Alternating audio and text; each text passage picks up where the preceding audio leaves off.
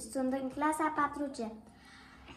Proiectul meu se numește Hrănirea animalelor.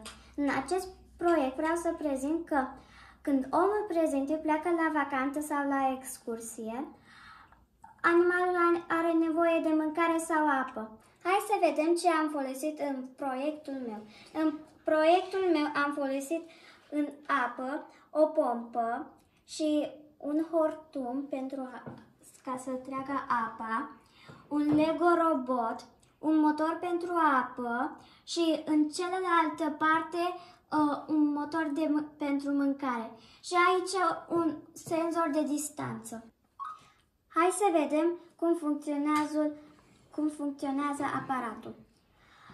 Când animalul de companie pleacă când vrea mâncare sau apă, senzorul de distanță vede și apoi motorul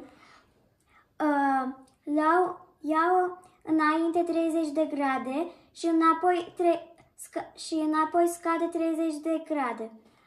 Și în celălalt motor de mâncare face o tură. Hai să vedem cum funcționează în realitate. Animalul de companie vine în fața aparatului, în proiectul meu, și apoi senzorul înțelege că este animal. Și apoi vine și apa și mâncarea. Hai să vedem cum facem programarea.